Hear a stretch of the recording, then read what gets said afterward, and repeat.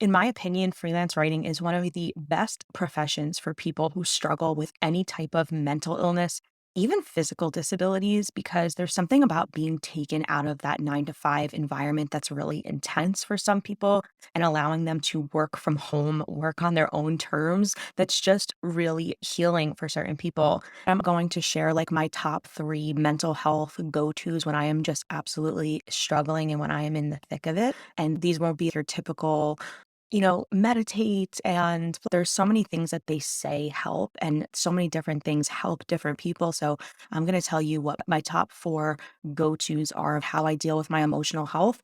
And the great thing is that once I'm able to deal with my emotional health and keep it in check and my mental health, I'm actually able to focus on my life and being productive and getting the job done. And I've been wanting to record something about being a copywriter and being a full-time freelancer as it relates to mental health because it's something that I've definitely struggled with. However, I always hesitate because I don't know if I feel 100% comfortable opening up about my specific mental health issues. I do think that people who are writers, who choose this profession, who are interested in this profession, I do think there is something more sensitive, empathetic, maybe more introverted, maybe like a deeper person, a more analytical person. And that does lend itself to certain mental health struggles, despite the gifts of all of those qualities and traits. So I just want people to know that despite how much I have struggled and all the help that I've received in the journey of seeking out that help and kind of rehabilitating myself, healing myself, it's possible to move on from those things, not move on because it's always going to be a part of you, but it is possible to manage it in a way where it doesn't have to become your entire life and you can lead a normal life and be successful and be productive and achieve the things that quote unquote normal people are able to so easily achieve. And I think another reason why I've been so hesitant to talk about it is because as somebody who's had to go through a lot of like of therapy and doctors and medication and diagnoses and all that stuff, I not sure I feel 100% comfortable and expert enough to speak on something as nuanced as mental health. So I'm really just coming today as somebody who has struggled from a very young age with mental health issues. And if I could share how I have gotten through it, or if I can share some best practices about how I'm able to manage my mental health while still being a full time freelancer who supports myself, who's self employed with a full time income, living comfortably, I think that's inspiring for a lot of people who want to make this work as well, who want to become freelance copywriters and want to get paid to write.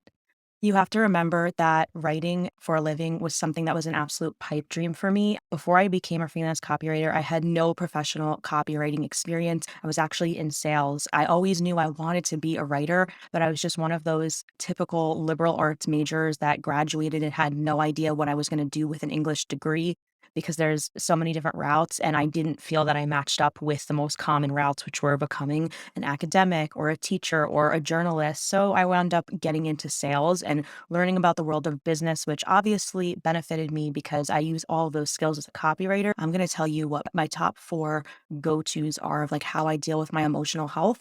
And the great thing is that once I'm able to deal with my emotional health and keep it in check and my mental health, I'm actually able to focus on my life and being productive and getting the job done. I'm a full-time writer. I don't write in the mental health niche, and I have so many things in my life that I want to do that that don't involve dealing with my mental health. Being on a journey of mental health, it's obviously a beautiful thing because you become very self-aware, you learn so much about yourself, you become introspective. I'm a highly empathetic person because of how much I've struggled. But there comes a certain point and a certain point in your healing where you don't want your life to be completely defined by having to manage your emotions 24/7. So, as much as I'm all about self care and mental health and positive thinking and personal development, you actually have to go out and live life and take life for all that it is, the really crappy parts, the highs and the lows. And the more time I can spend just like being in the world and living life and taking things as they come versus having all of these like rituals, and I need to meditate in the morning and I need to do X, Y, and Z rituals to be mentally healthy. Like, I kind of just hit a point where I want to live my life. I want to work. I want to make good money. I want to live comfortably. I want to spend time with my family and friends. And I want to live life on my own terms. I want to get to call the shots. I don't want to be constrained by financial issues and I don't want to be constrained by a 9 to 5 corporate environment. So that's my MO. So, tip number one is obviously going to be journaling. If you can literally just be so honest and tell the truth that doesn't sound great, the truth that doesn't paint you in a good light, the truth that is hard to actually admit to yourself. I think those of us who write for a living need a place to be able to vent and be uncensored and get all of our ugliness and all of the things we're ashamed of out onto paper, and no one ever has to see it. And we don't even have to read it again. I know I'm somebody who's definitely gone back and read certain things I've written, and I'm like, ooh, this is like really hard. It also took me back to things I didn't necessarily want to re experience emotionally. So you don't even have to really look at it again. I have been writing in a journal since I was 8 years old. I still have all of my journals. Ready? I'm going to show you all of the journals throughout the years. These are all my journals since I was like 8 years old. I want to see if I could find the like first one ever because it's so funny. Let's see. Okay. Oh my God. This is like something they used to sell at like the toy store. Oh my God, my handwriting. So, and then I like actually started labeling them by like the years. And these are like all filled. And like everyone is different. And most recently, I was thinking, should I have really held on to these journals throughout all these years because I was moving and I'm a very minimalist person. I don't like a lot of clutter. I don't like holding on to stuff. Definitely read Marie Kondo's what is it? The Magic of Tidying Up. That book really taught me that it really got me out of my pack rat ways and allowed me to not have so much crap laying around. I threw away so much stuff after reading that book, and I felt like such a weight was lifted off me. So that's actually another mental health thing, is having a clear space and not being a pack rat and not having a ton of stuff, because really clutter and having stuff really weighs you down and makes you more anxious, really makes it hard to focus and think clearly. But back to the thing about journaling, I thought about, first of all, it's so embarrassing to have all of these journals where I've like written all my teenage angst. And actually, I was writing about really like dark, depressing topic matters probably from age like 8 or 9. So I have all this stuff and it kind of felt heavy, like, oh, should I be holding on to this stuff that has all of this dark, depressing venting and it has so much anger when I don't want to be like an angry, bitter person? But I recently came across this video and it actually spurred me to create this video because I thought it was so poetic. I thought it was so accurate about the absolute transformative power of journaling for your mental health.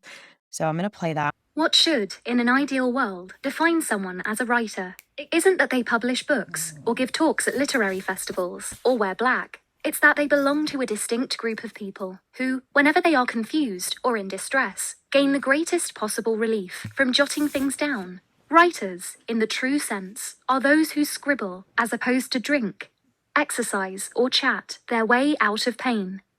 The act of writing, especially in a journal or diary, is filled with therapeutic benefits. So deeply do certain ideas threaten the status quo, even if they ultimately offer us benefits.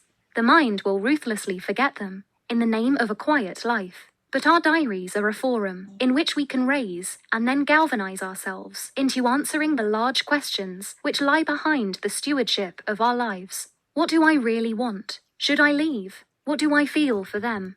We may not quite know what we want to say until we've started to write. Writing begets more writing. The first sentence makes the second one clearer. After a short paragraph that was summoned from apparent air, we start to know where this might be going. We learn what we think in the process of being forced to utter ideas outside of our swampy minds. The page becomes a guardian of our authentic, elusive self. Here we can make vows and attempt to stick to them. No more humiliation, the end of masochism. Ordinary life can seem to have no place for stock-taking and moments of grand inquiry, but the page demands and rewards them. What am I trying to do? Who am I? What is meaningful for me? We'd never get away with such things at the dinner table, even among people who claim to love us. But here, they make sense. We can look back at what we've written and understand. The page is a supreme arena for processing. It can drain pain of its rawness. We can get used to disasters and stabilize joys. We can turn panic into lists. 5 ways to survive this. 6 things I am going to tell them. 4 reasons not to despair. We won't need to be so jittery in the world outside after we have told the notebook all this. The page becomes a laboratory in which to try out what might shock and surprise. We don't need to honor everything we say. We're giving it a go and seeing how we feel. It's the first draft of a letter to ourselves. Looking back at what we have written should be embarrassing, if what we mean by that is hyperbolic, disjointed, uncertain, and wild. If we aren't appalled by much of what we have said to ourselves, we aren't beginning to be truthful, and therefore won't learn. If in ordinary life we make a little more sense than we might, if we are a bit calmer than we were, it's perhaps because, somewhere in a drawer, there are pages of tightly compressed handwriting that have helped us to understand our pain, safely explore our fantasies, and guide us to a more bearable future. We can educate ourselves in the art of being calm, not through There's something about putting pen to paper and feeling like you're having this release and you're getting all of the stuff that's swirling around into your head physically onto paper, and you're organizing your thoughts and you're able to let it go and think more clearly. And what's interesting is that I just had the instinct to do this at a really young age. And I know deep down that's why I am a writer. It's why I never gave up on the idea of being a writer for a living. It might not have taken the form that I thought it would take. I maybe thought I would be like a novelist or something in more quote unquote creative than the copywriting and advertising industry. But I am proud of myself because I did become somebody who pulled it off, who gets paid to write, who gets paid for my words and my thoughts. And I get to sit here and do a job that allows me to do something that I love doing, which is writing. So even though my career took so many winding paths, the fact that I did wind up here and I am writing and I get paid to write is a miracle for me. I think that's also why with the content I create, telling people how to get clients, I don't really talk about how much I will tell you guys how much I charge, but I don't really tell you like my income necessarily, because to me, this is about so much more than that. I think it's actually easier to go out and earn 6 figures at a 9 to 5 than it is as a freelancer. So to me, being able to write for a living, have all my basic needs and some met by my freelance writing income, that is enough for me. It's not about like, hey, look how much I can earn as a freelance writer. Like this isn't get rich quick. This is like I think the people that I want to attract are people who genuinely appreciate the fact that they can become a highly paid writer, and how much you want to earn is ultimately your decision, and it's based on so many different factors: your geographic location, your age, your experience, your confidence, your work ethic, your schedule, your life situation. So I try not to really be like, hey, look at my 6 figure income, because it's all really relative at the end of the day. And to me, this is like a higher calling of the lifestyle I want to live versus the income I want to make. I have made 6 figures at past jobs and I've been absolutely miserable. And I can tell you that that whole 6 figure role that I was obsessed with, it didn't do a single thing to help my mental health or make me feel better. It just maybe relieved some of the financial burdens and getting me out of debt and stuff like that. Real quick, if you are watching this video and you're wondering where are these high paying clients she speaks of and how do I find them, you are going to want to register for my free live workshop. I have 3 live dates at the end of November, beginning of December. You will find the link to registration in the description box below, and I can answer your questions at the end because I will be live. I'm so excited to host this workshop because I'm going to show you where to find the high paying clients, how to find them, and how to break past all of the mental barriers that newer freelancers deal with. So do not miss this workshop, and I'm so excited to interact with you. You can find that in the link in the description below. Register, save your seat because seats are limited.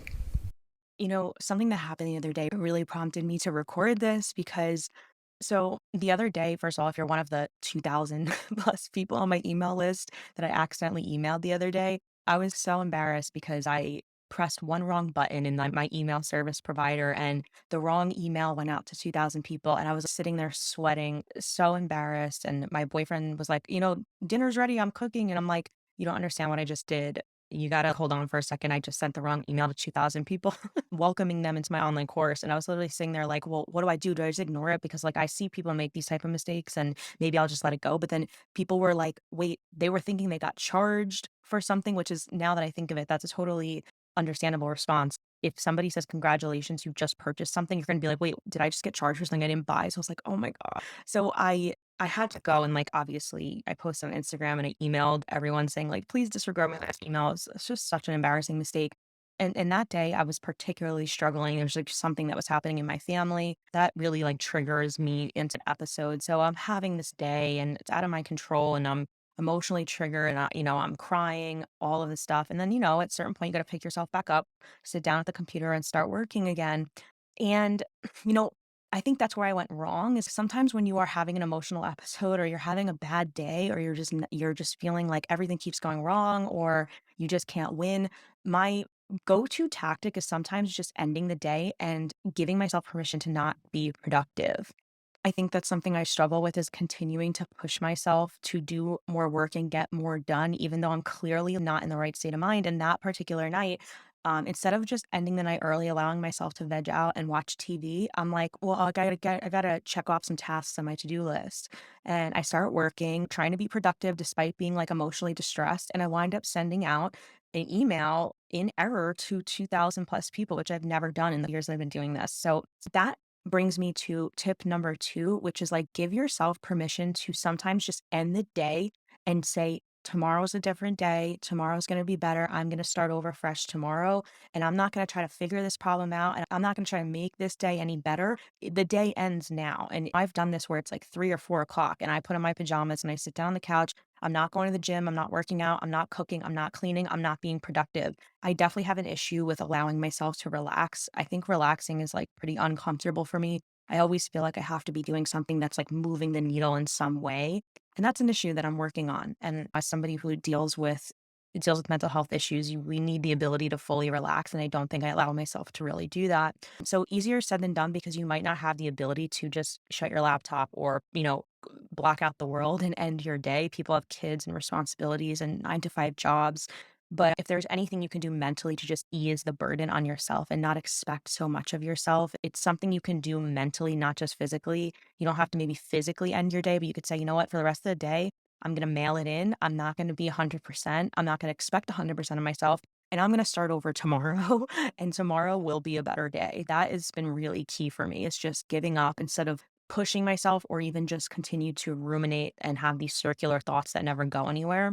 There's this saying that the way of thinking that got you into a problem is not the way of thinking that's going to get you out. So sometimes you have to approach things from a fresh mindset and you're not going to figure it out on that exact day. So just walk away. If I'm really, really distressed, one of the first things I do is call someone. I think if you struggle with mental health, it can feel really isolating. It can feel like nobody can possibly understand, which causes us to kind of like hole up and become reclusive and not open up and share. So if you have one person that you can actually open up to and just call when you're in that moment spiraling, just to say, "Hey, I'm spiraling." I mean, that person, whoever they are, hopefully they understand that you're not looking for them to solve your problem or be a solution. Sometimes we really just need someone to listen. We need somebody to speak it out loud to, and then we can kind of self-soothe and get over it. So my recommendation would be like find that one person. I would say I'm somebody who's definitely done so much therapy, but a therapist isn't somebody who you can call in the moment unless you have that type of arrangement, which I never wanted that with any of my therapists. Like, I will see you once a week. I'm not going to burden you with my issues and have someone be on call for me. It just feels like not fair to the therapist. But I know some people do actually have those relationships with therapists. But if there's just one person in your life that knows you that you can call, that you don't have to dump on them, you don't have to make them responsible for healing you, but just say, "Listen, I'm really struggling and I needed someone to talk to." Even if you have one person, you are so blessed. 'Cause I think a lot of people don't have that one person. For me, it's my mom and my boyfriend. In the past, it's been the best friend that I had. So whoever that person is, just don't be afraid to lean on them and cry it out with them. So the fourth thing is like having that go-to activity that you know will soothe you and you know makes you feel better. This is going to be so highly subjective, but it's not going to be probably the thing that's like, oh, take a bubble bath and, reflect and meditate, like all of the ideal mental health coping mechanisms. For me, it's If I'm having one of those days where I'm like, okay, this is spiraling so bad, I need to end the day now, I will sit on the couch and watch what I call my comfort movies or my comfort shows. It's the movies and shows that I've seen 1,000 times. For some reason, they're just so comforting to me. And the minute I put it on, it kind of just has this instant soothing effect to me, like Legally Blonde, Sex in the City, Something Borrowed, all of these 2000s rom-coms, they just do it for me. I sit there and it just soothes me.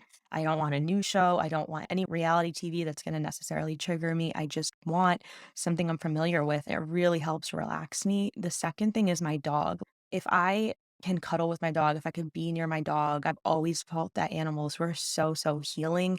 That is an immediate calming effect for me. It immediately soothes me. And actually, my dog is a rescue and she has really bad separation anxiety. I rescued her about 5 years ago. I was living in New York City at the time. I probably wasn't ready for a dog at all, let alone a dog that had this bad of issues, but I love her so, so dearly. And she had been given up so many times and had so much baggage from being rehomed so many times that I definitely wasn't going to be the one to rehome her. So we've worked something out where I actually have my parents care for her 50% of the time, because if I have her here, I actually can't leave the house because she will actually destroy everything. She rips up my walls. She has done so much damage. I can't tell you the amount of stuff she's destroyed. In the beginning, I tried crating her and she actually ripped the metal bars off of a metal crate I put her in, and she was bleeding around her mouth.